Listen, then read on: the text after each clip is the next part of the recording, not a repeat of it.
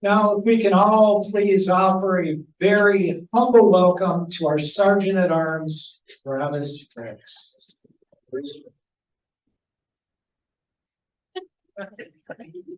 Nicely done. Okay. So, no neuroscience today. I was tempted, but thought I'd give you a break. Yeah, you're still owing money. Okay, so today we're going to do, I've created a quiz, and it happens to be about the life of Jim Bensen as far as his academic history. So we're going to see how much we know about this colleague of ours. So Jim, I hope you don't miss any of these questions. Okay, so question number one. What university did Dr. Jim Bensen get his bachelor's degree from? Is that your final answer? No. Yes. Incorrect. Oh, the prestigious Bemidji State University.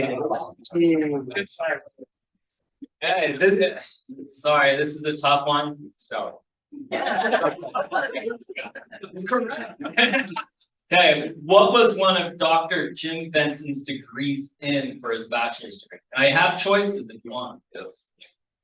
Was it biology, chemistry, psychology, industrial education, physical education? Do you need me to repeat them? Correct. One of them was in industrial education. Do you get the other one, do you think? You got two. You didn't get one, you got two. You want to hear the other options? So industrial education, biology, chemistry, psychology, or physical education?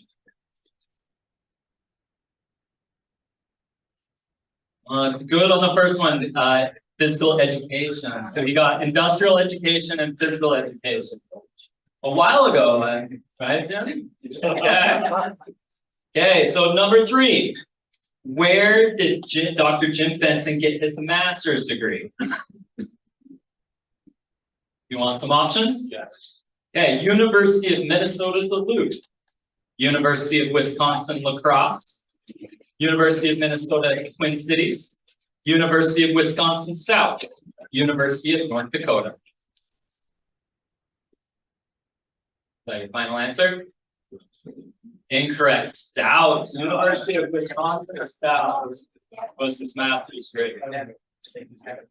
Okay. Hey, unfortunately, no options for you. Close. What was Dr. Jim Bensen's master's degree in? And I will accept multiple versions of this name. And if you get part of it, I think that's good enough. But what was his master's degree in? I think that's close, very close. It was in industrial education, administration, supervision, and curriculum. Quite a mouthful for that master's. Should we have it this way? Yeah. Okay. Now, Dr. Jim Bensen has moved on. He has his master's degree, and he is going for a PhD. Where did he go for his PhD? University of Minnesota Twin Cities, Pennsylvania State, Ohio State, Indiana State, or the University of Wisconsin? Yeah,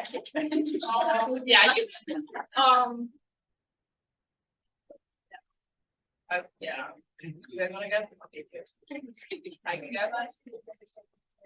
Oh, very, very good guess. Very good. Unfortunately, you are incorrect. It was Pennsylvania State.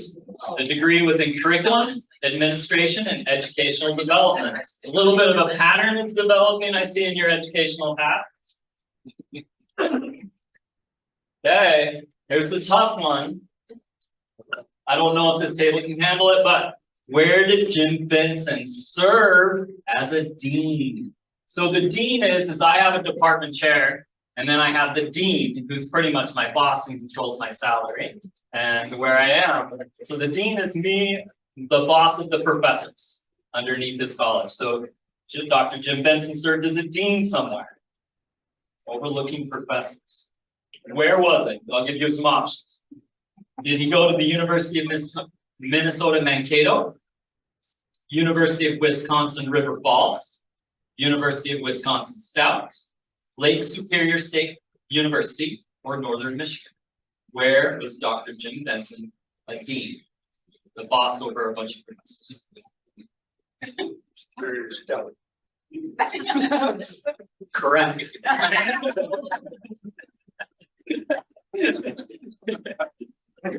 Okay. Okay, so this was before Bemidji State University. Which university, maybe some people might not know this, but Dr. Jim Bensen was a president before he came to Bemidji State. You got it. I didn't have to give you the options. Yeah. Dunwoody Institute. Okay, good job. Okay. Okay. How many years did Dr. Jim Bensen serve as president of Bemidji State University?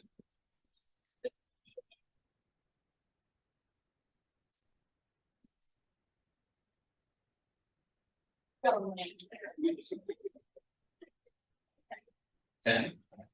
Very close. 8.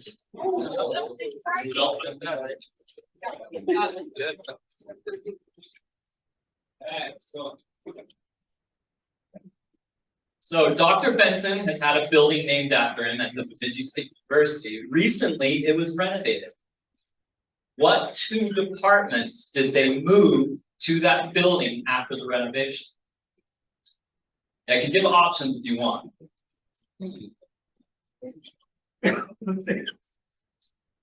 That's your final. Education. So education was already there, but they have moved psychology and social work have been moved to Dr. Bensen's building named after Dr. Bensen. So, and that is me. My office is on the 4th floor. So thank you very much for your attention. On to today's program. Today, we're going to be hearing from one of our most distinguished Rotarians, I'd say even across the district. Jim Bensen is going to, I guess, give us a little bit of a historical perspective on Rotary as well as a classification talk, if you will. I will switch this over for you, Jim, but I just want to say it's been an honor being a member of this club with you. I've learned a lot. You've always been very generous with your time whenever we have a chance to get together, and your insights as to what a difference Rotary can make has always been absolutely top notch. So thank you for that, and I will get you going here. Jim Bensen.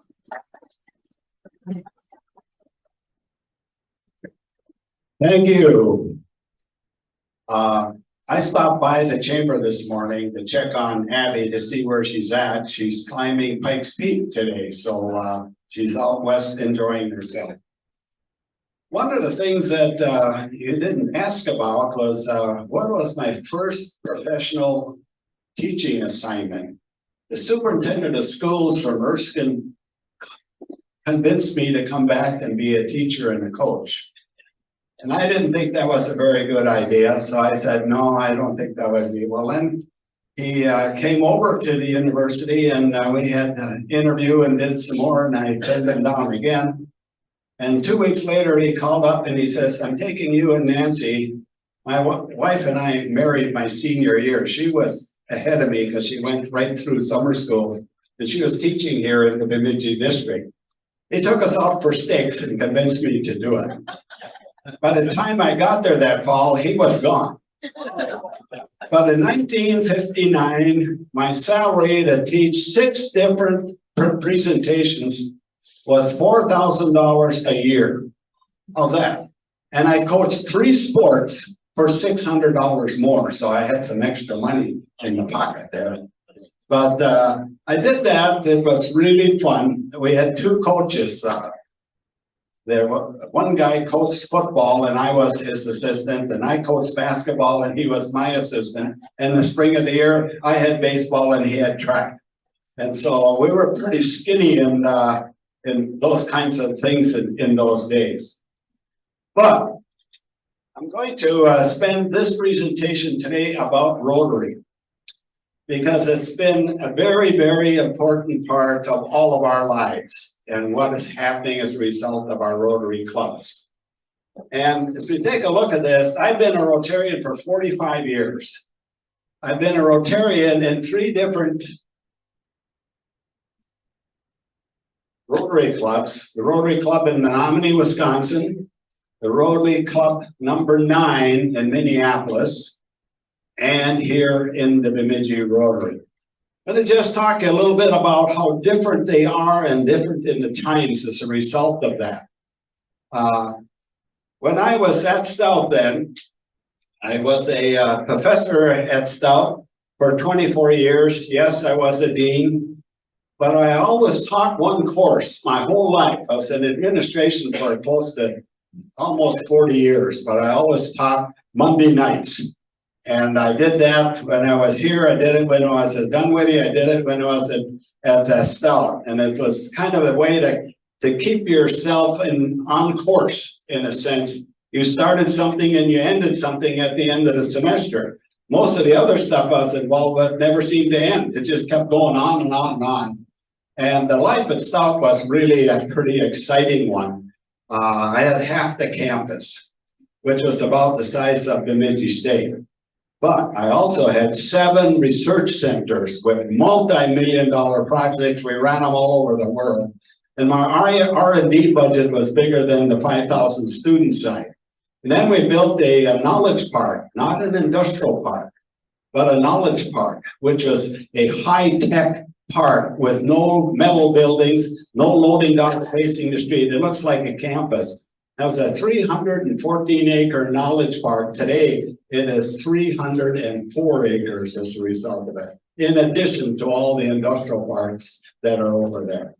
But I joined Rotary in 1978. There was about a club roughly about this size. It bounced around between 100 and 125 members and so forth.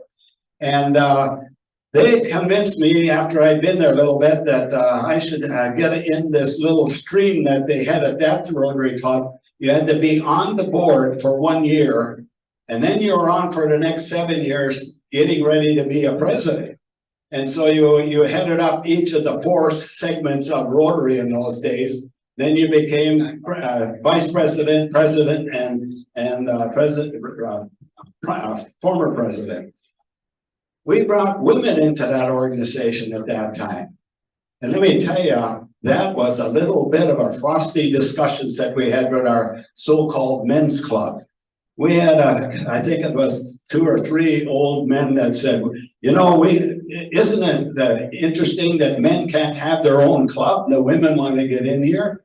And I said, well, they better, because we're going to get better if we could bring them in here. And we finally brought them in, and we lost those people. They quit. But Rotary became tremendous as a result of doing that. Also, during that time, I was either president-elect or president when we went into the Polio Plus program. And what they expected out of every Rotary Club was up through the roof, at least the way we were viewing it. And it was amazing as a result of that first year in the fundraising for Polio Plus.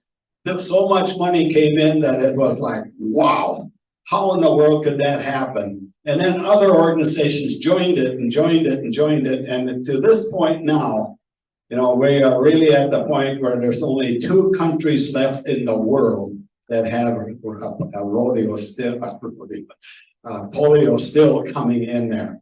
And that is really a tremendous thing, I think, as a result of making a difference for society worldwide. I think as we take a look at what's going on here, we started another Rotary Club in the morning. Ours was a noon one. And that's going along really well in Menominee as well.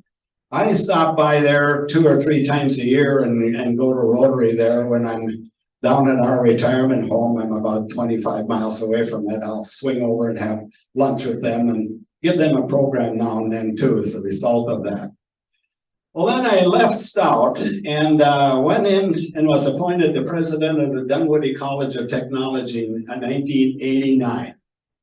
And the first week I was there, a Rotarian came in to see me and he says, you know, Jim, that every Rotarian that we get out of your club, you know, it always comes from Dunwoody to Club 9. I says, tell me about Club 9. It was the 9th Rotary Club formed. and they're proud of that Club 9 name. It was a huge club. We had about 230 plus members in there. It was everybody who worked downtown belonged to that club. And you were connected with the presidents of the banks, the head of the corporations, the head of the universities, the colleges, and all those kinds of people. And it was a really exciting place to go, because you maybe notice when I come here, I move up from table to table. I rarely sit at the same table the same time when I come in here. And today we took over the special table for the old timers in the front here. We had to move some of them out of here, right, Mark? But he survived it. But as a result of that, that was a way to get to know more and more people that belong to that club. And it's remember, Rotary is more than just having projects. Rotary is the social power that you can get by connecting up with people as well. One of the things that I asked when I was there, how come we don't seem to have any fundraising projects? And one of the guys said, well, if 10 or 15% of the people don't come and they're paying for their lunch, and in those days it was like 15 bucks a lunch, we make a wad of money every week as a result of that moving on. So different clubs at different times for different reasons have ways of raising their money. We have a lot more fun ways that we raise money here in this club. So that's but I looked at that whole. I was there for 5 years, and they had tremendous speakers, and it was really a fun place to be as a result of that. So there's a number of Rotary clubs also in the metro area. I don't know how many there are, but I was at 7 or 8 of them every once in a while doing things with those Rotary clubs as well. But then something happened, and I came up here to Rotary at the Bemidji Newton Rotary Club. I accepted the position in '94, and let me tell you, I have been absolutely tremendously impressed with this club. The kinds of things that have been going on here, and it's always looking for new kinds of things, and it's really kind of an exciting place. When I first came, we were at the Holiday Inn out by the airport. And the very first meeting when I went there, they had the person up here drilling us with the questions just like we do today. And it was 25 cents if everybody paid whether you knew the answers or not. And they moved it up to 50 cents. And boy, that got kind of everybody's dander a little bit. They thought they're going wild here, going for 50 cents. And you've seen it went from 50 to $1. You know, inflation's in. Keep your eye on it. Might be going up. I don't know. I won't be around to suffer on that one though.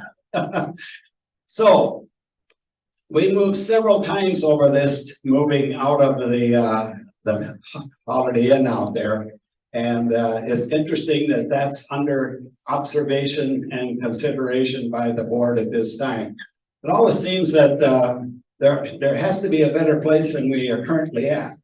And then we keep finding what they are, and there's better places after that. So I guess we keep moving as we move along in this world. 21 years of retirement. What in the world is there to do when you retire? I don't know about you who are retired, but I have never had a quieter day in my life. I mean, there's nothing to do after 8 in the morning, then I'm going crazy full bore. But, you know, I retired in 2001 when I hit 65, and it's been nonstop. And I'm one of the number of what I call tremendous volunteers, chief engineers and volunteers in this town. It is amazing what's going on in this community. Absolutely stunning. I chaired a group that did the reinvention of Bemidji. It was called Bemidji Leads, and we kicked that off in 2004. And we had 24 stewards of place, which were leaders in this community. And we met every month for 18 years, planning on our future. And in 2008, with 17 monster projects, Bemidji was named at a black tie event in Pittsburgh as the most innovative city in the nation. Not too bad. We came home and the stewards of the place said, well, we got that done. I said, no way. They said, what do you mean? I said, we're rolling out Bemidji Leads 2.0. And so we rolled out the second one.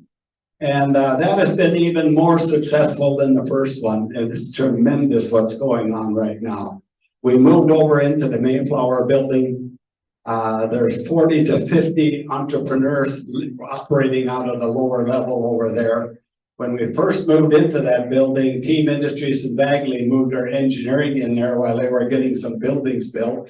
We recently had a construction company up on that floor. The Chamber of Commerce is up on that floor. We have EXB Solutions, which is a software validation company that Larry was working with when he was heading up the operation. And that is to validate software before it goes into space. You know, it's tough to be up in space and have your software go heck on you. So we want to get that done here in Bemidji before we send the devices and the people up into space. But what is going on right now? You know, in the last 4 years, we brought in 51 new corporations into Bemidji. In this year alone, we just created 1,300 new jobs this year in Bemidji. And I could go on and on and on about that. But these are the kinds of things that we are living in, a very, very dynamic community. First Lutheran Church has, up until COVID hit us, we had a contract with the realtors, and we would send everybody who moved to town got a card from us. And the card was about this long and this high, and it says, welcome to Bemidji. And on that card, it says, here are the things you shouldn't find out by mistake or by accident. So we put those things right in their face, everything about the symphony and the music and the theater and the, you know, all the things that are going on. And then we would just say, come and check us out. And then every month for about 8 years in a row, we averaged 100 families a month moving to Bemidji. Every one of all those apartment buildings you see all over town, every one of them was rented out before they were finished putting up there. And they're going up yet today. And I just noticed in the paper, somebody from the city was reporting we got 900 apartments or homes short right now for the number of people who have come into town. So there's a lot going on here, and it's very, very dynamic. But our fundraising here is done in a, in a very participative and fun manner. Can you imagine having any more fun than the canoe races and make money off that? And to be able to go out and put up the dealies at the fairs and spin those things off, to go over to the hospital and welcome people to come in and get their blood checked. I mean, I just love those kinds of things. And it is a heck of a lot of fun getting the money to do the work that we want to do. And I congratulate every one of you for what you put in for doing those sorts of things. We've accomplished national recognition for much of our work, but there's also a side in this community that's going to take some more effort. And I wanted to talk a minute with you about that. While we have won awards and we are bringing people in and are building the economy, this community has a serious downside in it as well.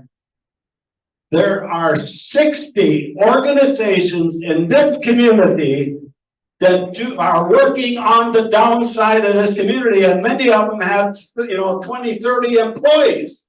That's a lot of people and a lot of effort to turn around the dark side of this community due to addictions and due to homelessness and battered women, and you can go on and on and on with that. And I've worked quite a bit with some of those organizations. In fact, I was just thinking, with the Evergreen Corporation. I went to the gala night here about a month ago, and it was really kind of exciting to see what they're doing. But man, they work with thousands of people. I think one of our most exciting things that we've seen here is the reinvention of our joint giving group. Let's not call that. It's called United Way. The United Way. Wow. In there, when you look inside there, they have had contacted this past year 60,000 people for needs. Wow. Deanna has just reinvented that whole thing as a result of what it isn't just raise the money and hand it out. They are in there stirring and working with it. They employ 5.5 people to get that thing running. And it is the best one in the state, and she's got the state leadership under her belt right now too, as a result of that going on. But one of the things that's kind of fallen apart are those housing units up on the north side of the mall over there. I mean, we spent a lot of time with a bunch of you, and Ted Will being one of the leaders in putting that thing together to turn that kind of environment around. We've done it once before and had some success at it. But just in the last 2 weeks, there's been another bunch of them being bailed out and finding homes for them and so forth like that. There's a lot more to do. And one of the things that, can make the difference are Rotary clubs like us, Lions and so forth. We've got our, cards set up to be able to do those kinds of things with what we have. And so I give you a little challenge. And there's one more thing I wanted to talk to you about. And it's this. I like you. I love you. And I want to ask you one more question. And that is, what are you going to do to change the world and in order to improve our lives? And as you think that over, remember this.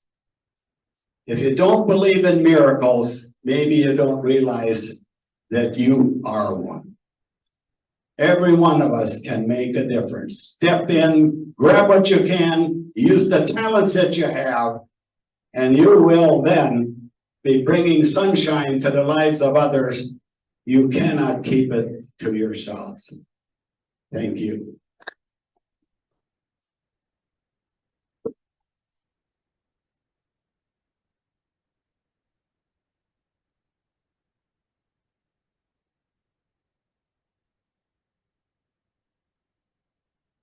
Thank you, Jim.